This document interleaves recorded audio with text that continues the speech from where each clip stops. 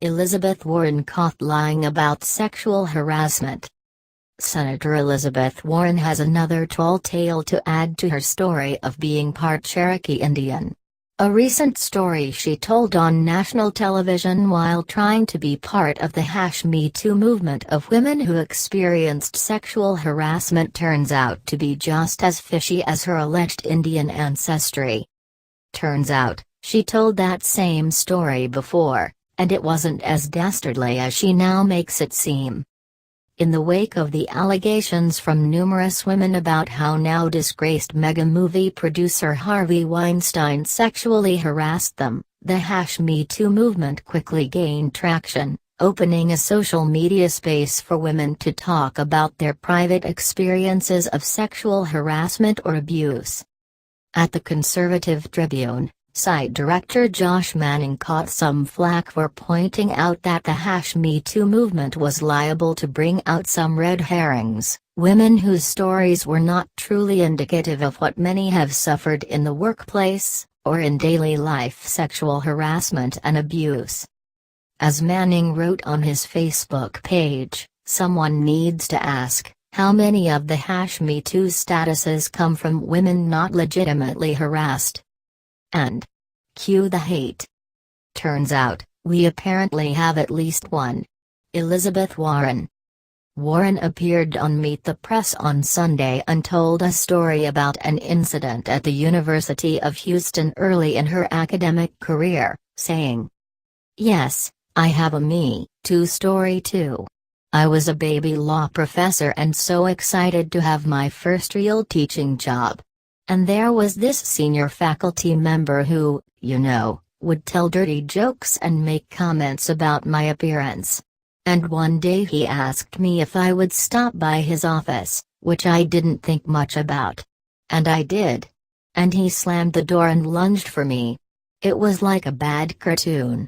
He's chasing me around the desk, trying to get his hands on me," she said. Warren continued with a sordid tale adding, "And I kept saying, you don't want to do this. You don't want to do this.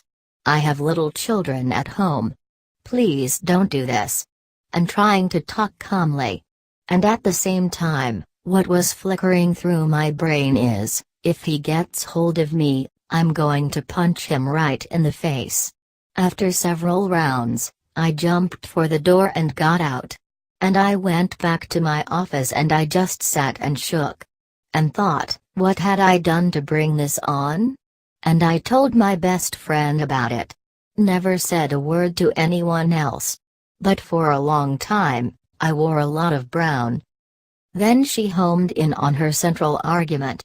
Inclusion, saying, what it means now that so many people have spoken out, is it's a way to say, we're here for each other. And it's also a way to say, no. It's not about what you did.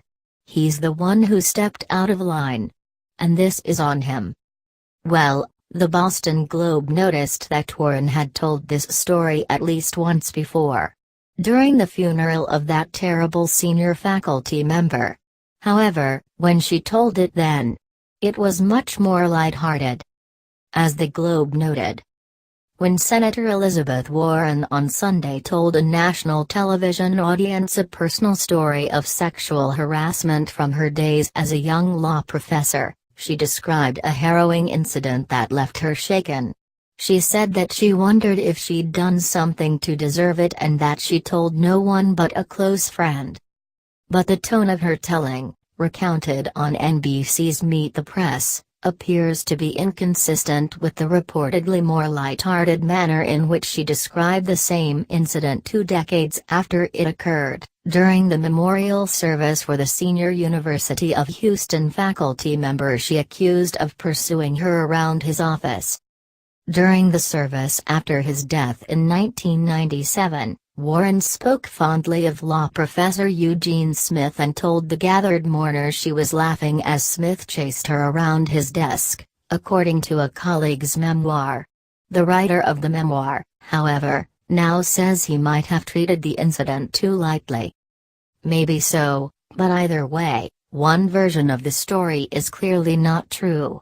And to make the latest iteration even less plausible, The Globe noted that Warren failed to mention on Meet the Press that Smith had polio. So this sex-crazed faculty member, who'd had many falls in his life due to polio, according to his obituary on findagrave.com, chased a panicked Warren around his desk. Yes, cue the hate indeed. Cue the hate for the idea that someone could try to take something that was sparked out of solidarity for women who had actually been abused and turn it into just another stepping stone for her inclusion into something that was clearly not about her. Considering Warren is a widely talked about candidate for the Democrat presidential nomination in 2020, the whole affair seems a little too suspect. She should be ashamed for trying to take away from the true experiences of women who really were harassed and abused. Just another liberal trying to jump on the bandwagon.